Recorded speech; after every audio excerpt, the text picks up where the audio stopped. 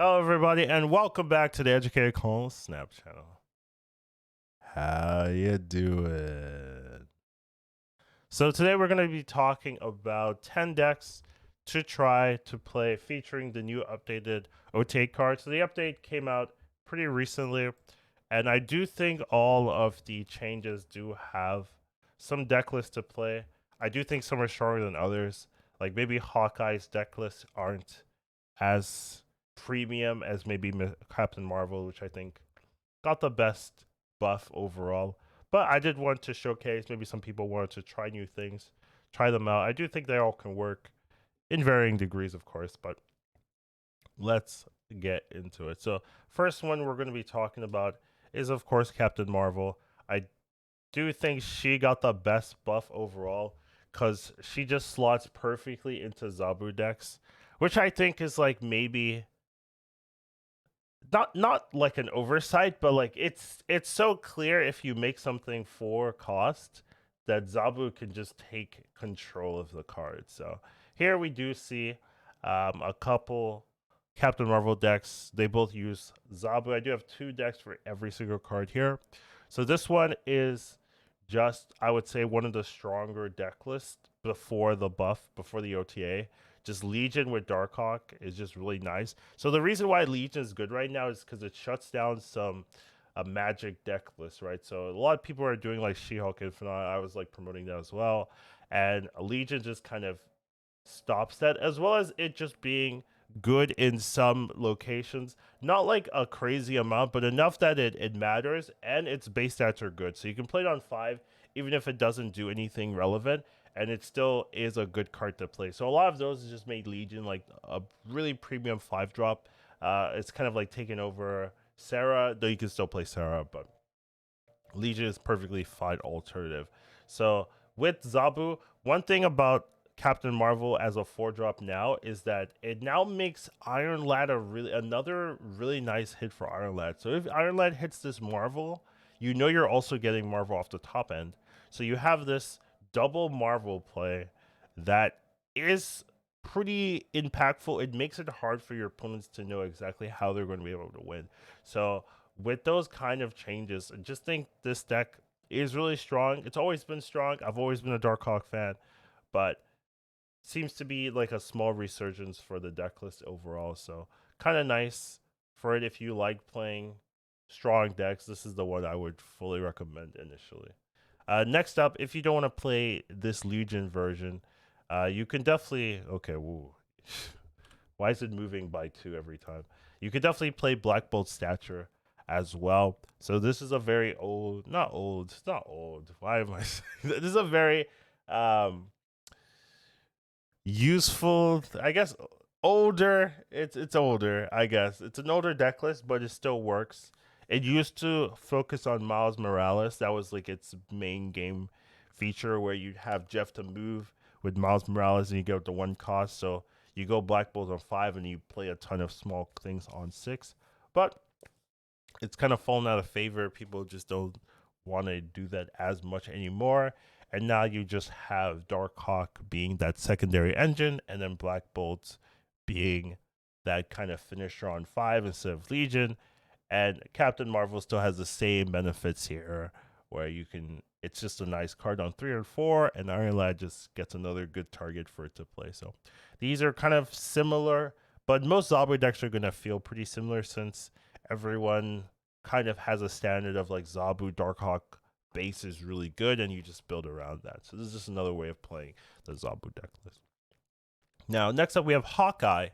So Hawkeye, I would say, can see play now, which is good because it used to see 0 play. I do think now you can play the card. Bounce has really taken some liking to it. I wouldn't say it's like the standard bounce list, but you could definitely play Hawkeye now because if you bounce it twice, right, it comes a 1/7, which is pretty easy to do and pretty reliable, right? So you Falcon, you have Beast, those can bring it back. So if you do it twice, it's a 110, which is just a little bit strong for a 1 drop, but I think it's fine. So I'm not really too worried about that. But that's just some of the combos, and you still have Bass, so you can still Bass the Hawkeye and make it a little bit stronger than you would think. So this can be a really, really big card if you have the synergies. So it's just a nice bounce tool. I've actually played into a couple of bounce decks recently, even after the changes, and it still feels pretty good. It doesn't feel like it's doomed or anything. There's also Mirage here. I want to say you don't have to play Mirage, so this is a card you don't need, but it is here. If you're not playing Mirage, you could definitely play something else in particular. What would I replace it in? I mean, you could play another one drop, of course, if you want to play Iceman or something like that. You could definitely replace it with some other one is definitely viable. So you definitely have some plays here. I do see some people will always say, "Hey, Collins, I like this deck, but I don't have one of the cards. It's Mirage, right? Like you don't have to play Mirage. It's not that important." Second one is Zoo deck with Hawkeye. So, Zoo decks I wouldn't say are pretty popular right now, mostly due to the prevalence of Killmonger. And a lot of people are running the Zabu decks, and Zabu decks do tend to have Killmongers a lot of the time, so you do have to be careful. But Zoo is still a viable archetype, and if you are wanting to play Hawkeye, you want to play some Zoo, you could definitely get Dazzler and Shadow up in here. So this is just another Hawkeye build that's being played that's somewhat viable. I would say this one is maybe my least confident because I'm too I'm too negative on decks that lose to Killmonger. I think it's too big of a weakness. Obviously, you can play it slow where you save your one drops for the end of the game, but you can't really do that with Hawkeye, right? So that's maybe its issue where sometimes if you're trying to play Kazoo, you want to save your one drops to the end, but Hawkeye, you don't want to do that. So um, that playstyle counteracts with the Hawkeye game plan. So that's the downside here, but it is something you can do with Hawkeye if you like this type of deck. Next up, we've got Hulkbuster decks. So this one also uses vision, but it's not the main purpose of it. This one is just like focusing on making this huge kitty, and then you're supposed to Shuri the kitty with the Taskmaster. So you can go like turn 5 Shuri, turn 6 Kitty Pride Taskmaster, right? So you have huge kitties that go back into your hand, and you can just like kind of set up this huge combo and the final turn. That's kind of the main idea, and then you have other ways of buffing your Forge as well. So that's the kind of game plan for this one. It's just a big kitty deck. Next up, we do have Deadpool. So if you don't want to go kitty, you can also run Deadpool. You can also do multiple man, but I think multiple man has a better place with Phoenix Force. So it's a lot easier to do that. But with Deadpool, you buff up the Deadpool, and then it's the same idea, right? Big instead of big kitty, it's big Deadpool.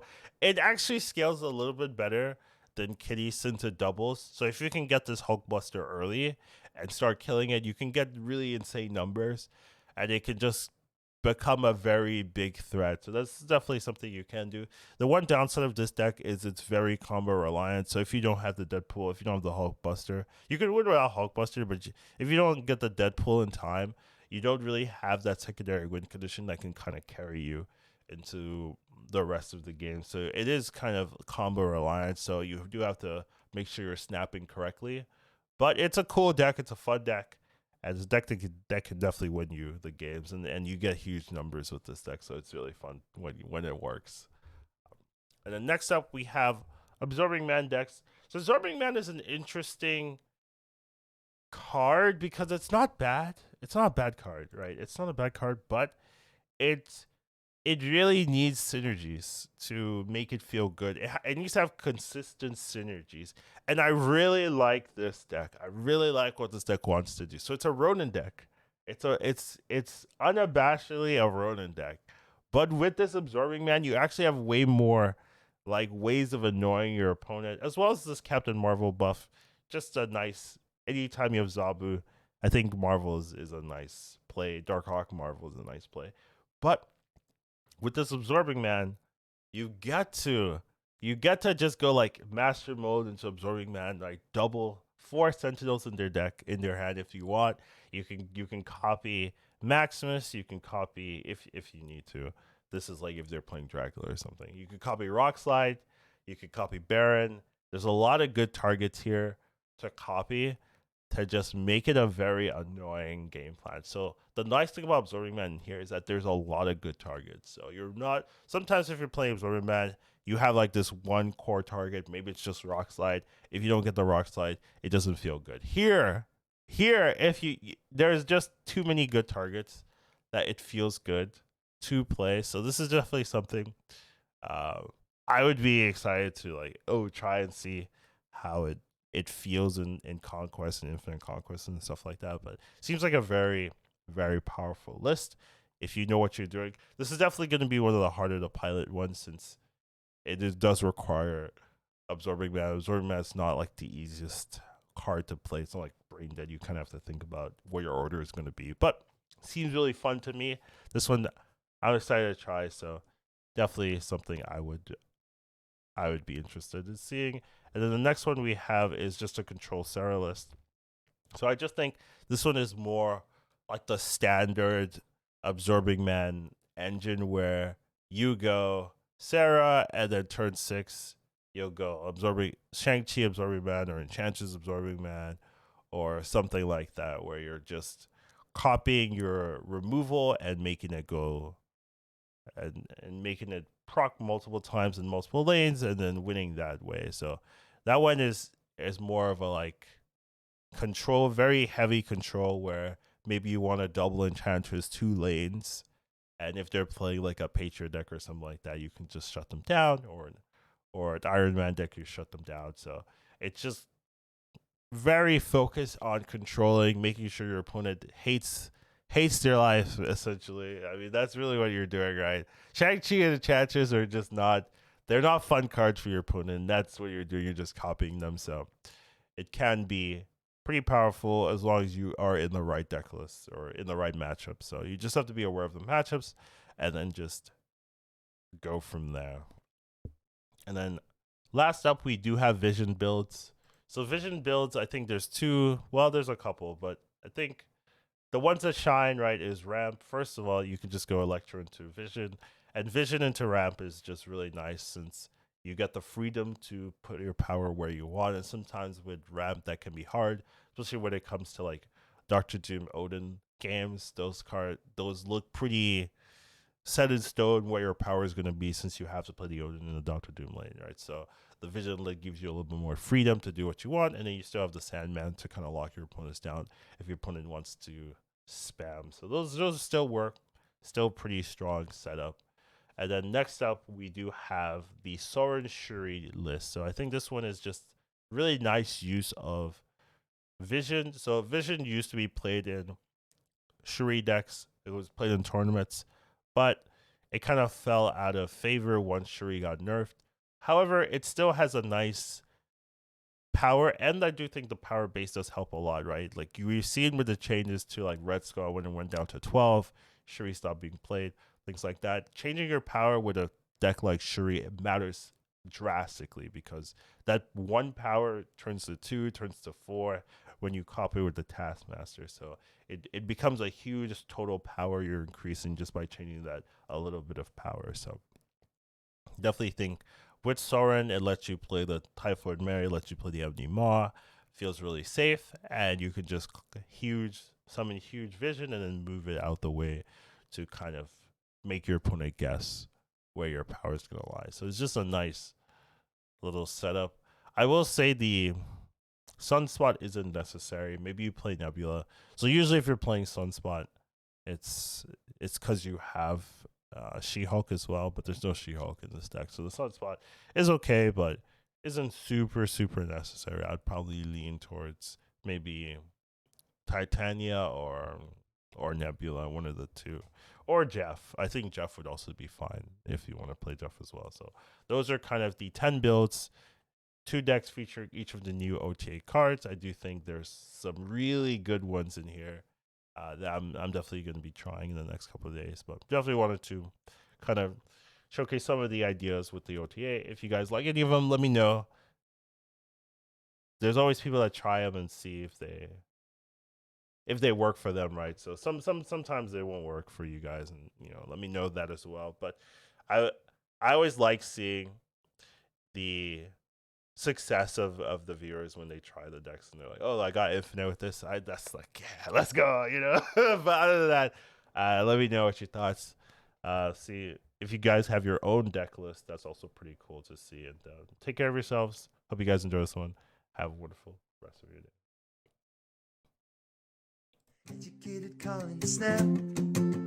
Once you watch him, you won't go back. He'll teach you to marvel snap. Your skills will be